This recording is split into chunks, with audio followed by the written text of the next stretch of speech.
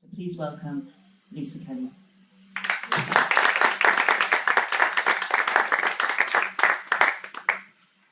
Thank you, Cheryl.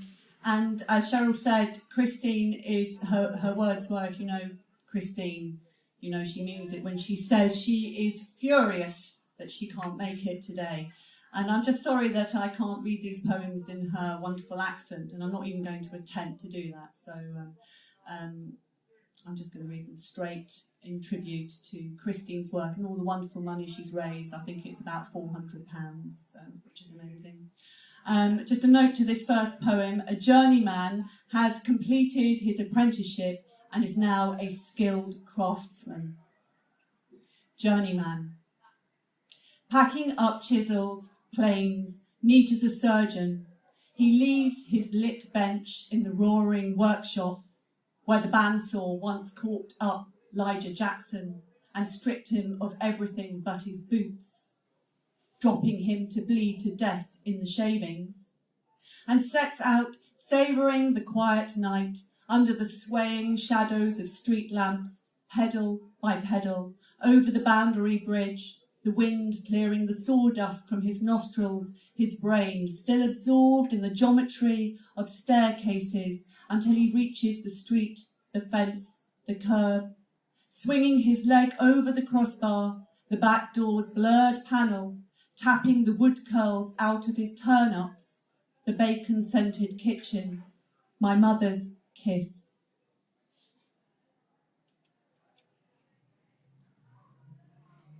Letters from my mother. Shoe. I don't know what we're going to do about Catherine's shoe, her letter began. That wretched dog of Peter's bit the toe right through last Thursday. She's had to go to school in her sandals. Of course, he was there on the doorstep the same evening, offering to pay for a new pair, but I couldn't let him. Though where we're going to find 5.59 and 11, I don't know. Now, don't you go trying to send me money. We shall manage. Your father's late at the allotment again, though it's nearly dark. I think he must be worshipping those cabbages. I made a nice rhubarb pie today. Had a letter from Dorothy. Such trivia. Later, excuse scrawl, Tuesday. Catherine took the shoe to that cobbler's in Bargate and he stitched the toe for 6p. Would you believe it? Such a weight off my mind. A beautiful, crisp morning here. I bet it's lovely in Cambridge. Enjoy your university years, dearest child. They go so quickly. Here is a poem for today, not today's refugees, but others who came to this country hoping for a better life. Cocklers. Half dusk, low water, a frieze of figures stooping, ankle deep, dark on dark, in a slow tide they might have crawled from, scaly feet and fingers gripping rock. But these are men, living on the hard tack of hope, wrenching the tough salt of their wages, a sea traffic so hidden, for all we know, scrimshaws record its tools and practices.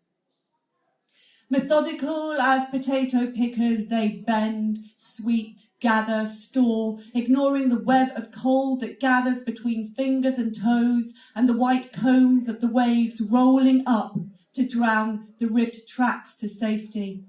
Already, men flounder in the long swell, gulping the tide until it swallows them, mouths open in silent O's, bodies turning cartwheels in the undertow, pulled further and further on the current's thread, flotsam that drifts, tumbles, finds the shore too late, known by a single tooth or a lucky charm.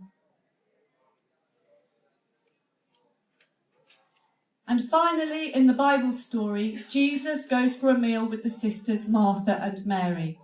Martha does all the work, but when she complains that Mary is just sitting and listening to Jesus, he replies that Mary has chosen the better part.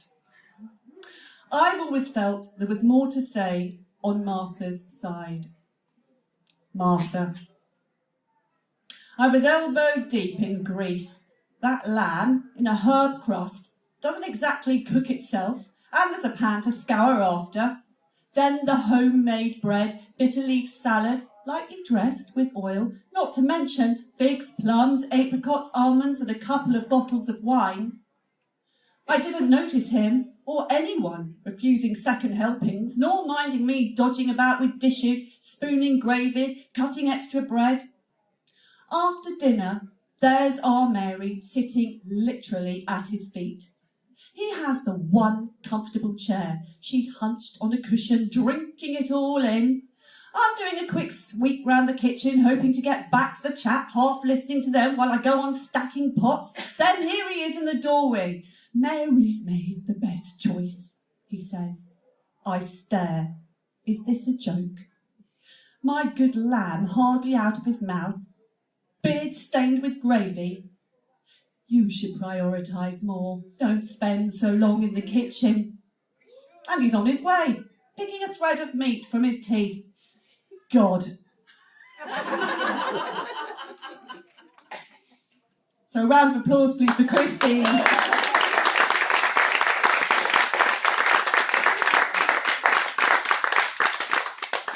My poems, following on from a family theme and a bit of a row, I thought I'd start with this one. I'm half Danish and my husband's half French, so it's a bit of a row, but we're all European, and that's the main thing. I think in a post-Brexit age, I wanted to read this poem. Whitewash. The faded swastika on the side of the barn is showing through the latest layer of paint and must be painted over by the owner again. Our generation is generous, it seems. We discuss how the farmer's daughter was a victim of her beautiful genes. No choice but to take the Nancy officer's seed. What would you do? The kind of moral dilemma sorted over a second bottle until resentment breeds. Your great-uncle, Aprete-Semon, swore an oath to Pétain and was prefet of Calvados. I translate this to an easy life in Cannes. I ask if, after the war, he was detained. You say, surveillance gardée. Is there a difference? His possessions and farm were returned. I boast of my Danish uncle who fought in the resistance. You stress yours was an uncle only by marriage. Where is this going? Nowhere. But we are persistent, stripping off layers of skin to expose raw nerves, find iron in blood, the cross in the rib cage. What it is which shows through, what it proves. Been a lot of talk about building walls. My wall poem. Sea wall. The sea is maddening, cannot be calmed.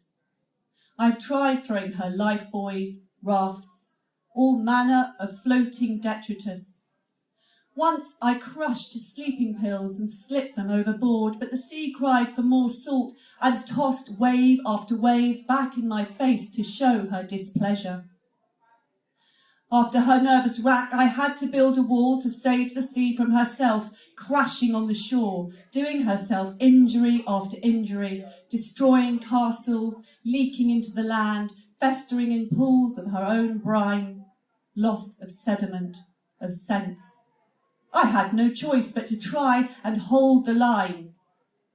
Others argued about options. Option 1, do nothing. Option 2, rock groins and beach recharge. Option 3, fishtail rock groins, rock revetment and beach recharge. Option 4 is being discussed by mental health professionals, but once a wall is in mind, it must be built.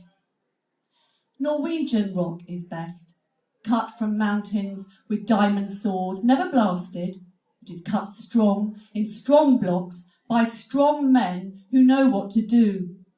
The wall is on its way from the Larvik quarry. The sea knows what to expect. She has been told she will feel better. Madness must be controlled. And my final poem is a poem that is quite nerdy, actually. Some people like it, some people hate it. Depends if you're a nerd or not, but it's a list of apples that I found that was given to me by the Biodiversity Trust.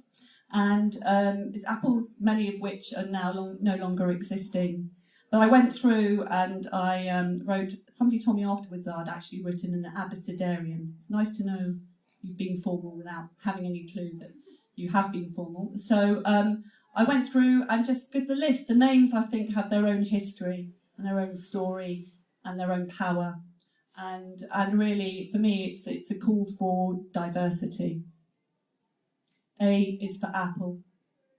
Abbott's early, Ashmead's kernel, autumn pearmain. Barchard's seedling, Billy Dan Pippin, Bloody Butcher, Cap of Liberty, Carswell's honeydew, Cummy Norman.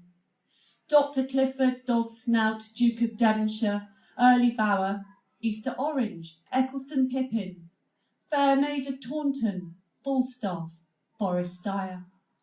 George Carpenter, Gillyflower of Gloucester, Gin, Hall Door, Hanging Down, Hope Cottage Seedling, Improved Woodbine, Irish Peach, Iron Pin.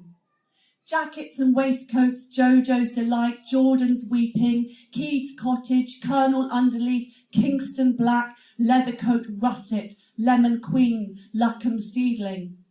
Macfree, Mastered Scarlet Wonder, Merton Prolific, Nancy Jackson, Netherton Late Blower, Neverblight, Oaken Pippin, Old Cornish Cooker, Onion Redstreak, Painted Summer Pippin, Palmer's Rosy, Pam's Delight, Quarren Down, Quarry, Queen Caroline, Racky Down, Radford Beauty, Wraith Ripe, Slack my Girdle, Snell's Glass Apple, Sops in Wine, The Rattler, Tinsley Quince, Tower of Glamis, Underwood Pippin, Upright French, Upton Pine. Banyan Archer, Valentine, Vallis, Wardington Seedling, Warrior, Wealthy, Excel Janigold, Excelsior, Exeter Cross, Yarlington Mill, Ye Old Peasgood, Yellow Inkstree, Yeovil Sour, Yorkshire Aromatic, Zari. Thank you very much.